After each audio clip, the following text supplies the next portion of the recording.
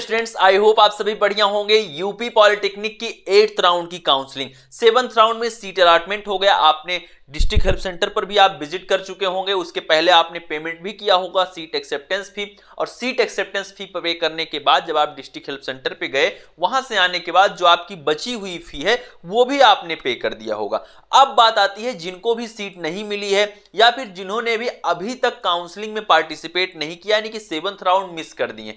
8th round की counselling में क्या चीज आपको करना है, कब कब किस किस डेट को क्या क्या चीजें करना है, वो सब कुछ मैं आपको इस वीडियो में बताने वाला हूं।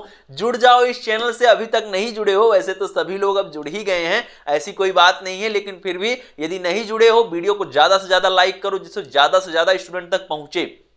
क्योंकि यहां पर क्या है कि स्टूडेंट काउंसलिंग प्रोसेस को मिस कर दे रहे हैं, क्योंकि ये काउंसलिंग काफी लेट स्टार्ट हुई। जब आपका 6 राउंड तक काउंसलिंग हो गई, उसके बाद क्या था, कैंडिडेट के मन में यही सवाल था कि क्या सीटें वैकेंट हैं। मैंने आपको हमेशा बोला है अभी तक सीटें वैकेंट हैं।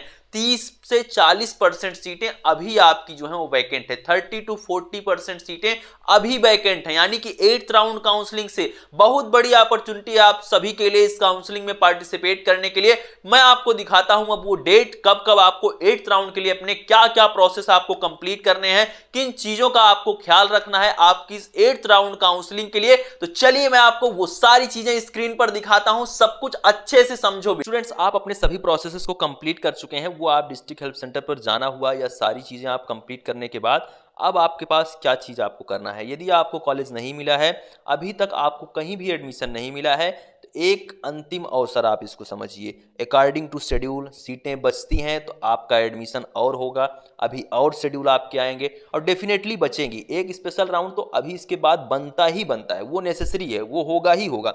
चलिए हम यहाँ पर मैं आपको दिखा रहा हूँ, सारी चीजें मैं आपको समझाता हूँ क्या क्या चीजें आपको करना होगा 8वें राउंड काउंसलिंग के लिए। Student, 8th round choice filling for new candidate जिन्होंने अभी तक अपनी चॉइस फिलिंग नहीं किया है, 7th राउंड में नहीं कर पाए थे, मिस कर गए थे, 8th राउंड में वो सभी अपनी चॉइस फिलिंग कर सकते हैं। और या फिर यदि जिन्होंने भी चॉइस फिलिंग किया लेकिन सीट नहीं मिली उनको, वो भी यहाँ पर क्या कर सकते हैं, 8th राउंड के लिए आ सकते हैं, अपग्रेड कर सकते हैं। चॉइसेस को चेंज करना होगा, 7th राउंड में जो भरे थे नहीं मिली, चॉइसेस को अपग्रेड कर दो, ऊपर नीचे कर दो, जो आपकी इच्छा है वो आप कर सकते हो। ये काउंसलिंग अभी तक क्वालिफाइड कैंडिडेट के लिए है, अभी एक राउंड आएगा नॉट क्वालिफाइड कैंडिडेट के लिए, जो भी क्वालिफाइड लिखा ही नहीं जिनके रैंक कार्ड में, या फिर हम यूं कह सकते हैं जिन्होंने एग्जाम तक नहीं दिया है उनको भी सीट मिलती है, उनका भी एडमिशन होता है कॉलेजेस में, गवर्नमेंट कॉलेजेस में। चलिए मैं आपको दिखाता हूं इसके बाद क्या चीजें दी गई हैं। आप यहां पर 8th राउंड के लिए जो अपनी चॉइस फिलिंग है वो आप 24 और 25 तारीख को कंप्लीट करोगे, यानी कि कल और परसों। फिर उसके बाद 8th राउंड के लिए सीट अलॉटमेंट का रिजल्ट सभी कैंडिडेट जब फ्रीज कर दिए जाएंगे, जिनको भी कॉलेज मिलेगा सभी फ्रीज हो जाओगे, ये समझ लो। फ्लॉट का ऑप्शन अब नहीं है आपके पास, तो उनको क्या होगा, 26 तारीख को उनका सीट अलॉटमेंट का रिजल्ट आएगा। जो भी कैंडिडेट 24 और 25 को अपनी चॉइस फिलिंग 8th राउंड के लिए करेंगे, उन सभी के लिए सीट अलॉटमेंट का रिजल्ट 26 तारीख को आएगा। 8th राउंड के लिए ऑनलाइन फ्रीज जो होगा आपका, और फी डिपोजिट होगा, सीट एक्सेप्टेंस फी 3250 रुपए, वो आप 27 तारीख और 28 तारीख को शाम के 5 बजे तक कर सकते हो। फिर उसके बाद 8th राउंड के लिए document verification district help centre पर होगा, 27 और 28 तारीख को ही होगा शाम के 5 बजे तक, यानी कि आप 27 तारीख को फी डिपोजिशन करो, तुरंत डिस्ट्रिक्ट हेल्प सेंटर पे पहुंच जाओ अपने डॉक्यूमेंट के साथ। आधार कार्ड 2-3 फोटो ले लेना, कम से कम 4 रखना फोटो।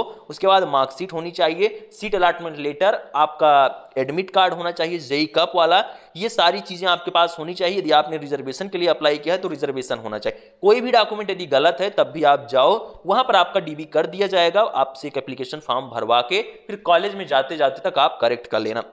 फिर कैंडिडेट क्या करना है, 27 से 28 तारीख के बीच में जब आप डिस्ट्रिक्ट हेल्प सेंटर पर विजिट करते हो, तुरंत घर पहुंचो। घर पहुंचते ही आप 27 से 29 तारीख के बीच में अपनी बैलेंस फी डिपॉजिट कर दो। जो आपकी टोटल फी है 12,600 के आसपास, उसमें क्या है कि आपकी जो आपने 3250 दिया तो 3000 माइनस हुआ।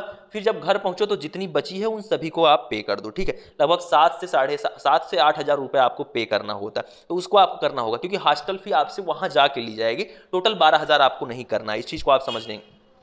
फिर इसके बाद क्या करना होगा, reporting of all candidate in their allotted polytechnic. उसके बाद आप सभी को अपने अलॉटेड पॉलिटेक्निक में जाना होगा। 30 तारीख के पहले यानी कि 30 अक्टूबर 30 ऑफ अक्टूबर तक 30 ऑफ अक्टूबर तक आप सभी को अलॉटेड इंस्टीट्यूट में पहुंचना होगा।